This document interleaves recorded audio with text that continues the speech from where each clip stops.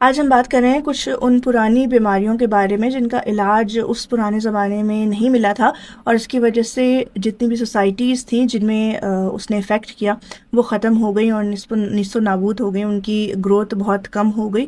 कुछ सोसाइटीज़ ने तो ग्रो किया वापस से, लेकिन कुछ ने बहुत ज़्यादा नुकसान उठाया।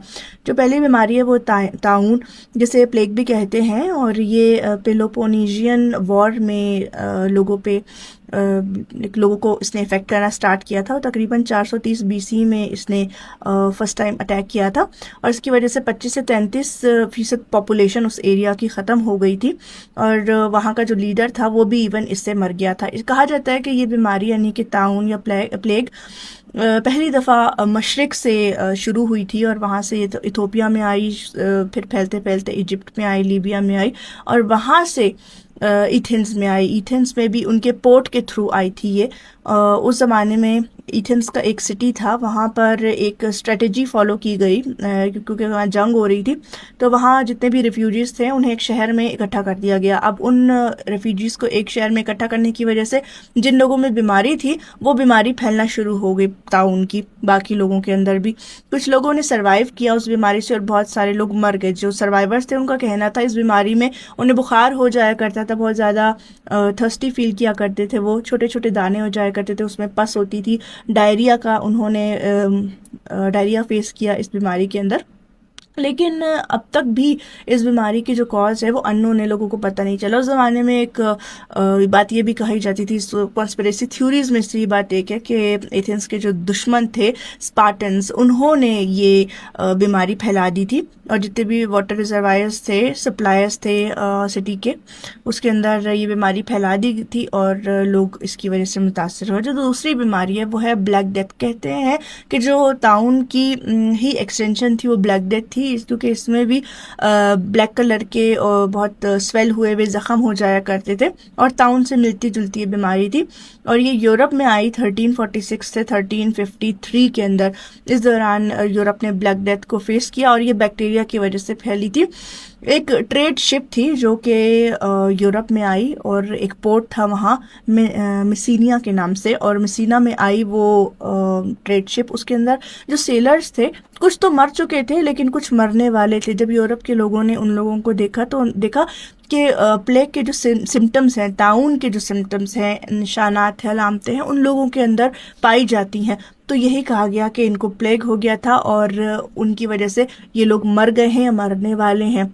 और चूहों की वजह से और जो मक्खियाँ थी उन्होंने इस ब्लैक डेथ डिजीज़ को और ज़्यादा फैलाना शुरू कर दिया और इसकी वजह से यूरोप में 25 से 30 मिलियन लोग मर गए और दुनिया भर में बाकी लोग भी मरे। उनका भी तनासुब तकरीबन इसी तरह से था और जो टोटल लोग थे दुनिया भर में यूरोप को मिला के वो 5 मिलियन लोग थे जिनकी डेथ ब्लैक डेथ की वजह से हुई।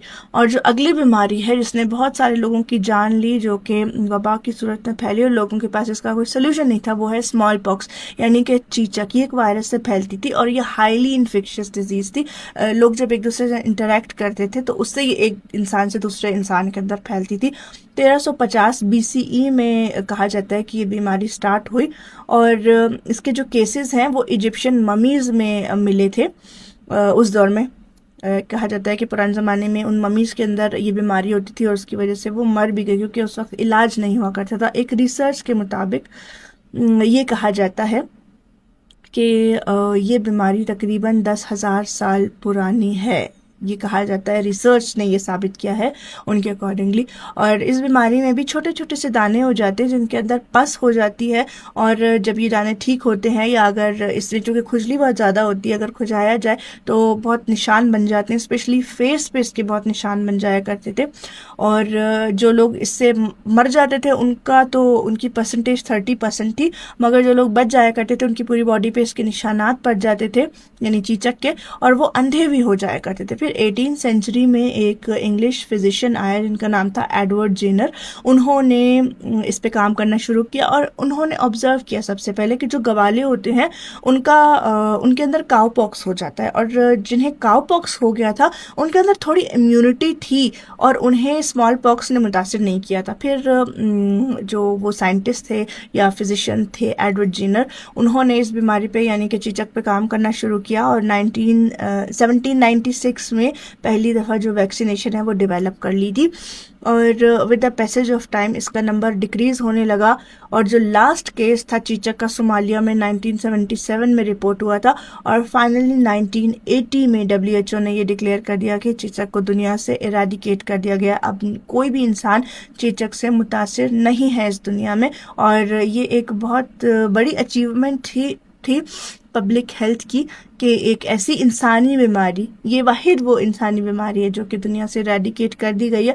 पोलियो को इरेडिकेट करने की कोशिश की जा रही है, और इन तमाम चीज़ों से, इन तमाम बीमारियों को पढ़ने से, सुनने से ये सबक मिलता है कि हमें जितने भी वैक्सीनेशंस हैं या फिर कोई हमारा कोर्स होता है उसे पूरा करना चाहिए। अगर डॉक्टर हमें कोई एंटीबायोटिक देते हैं और वो कोर्स करने का कहते हैं तो उस कोर्स को मुकम्मल तौर पर हमें जारी रखना चाहिए, चाहे हम सही भी होने लगे वो कोर्स कंप्लीट करना चाहिए।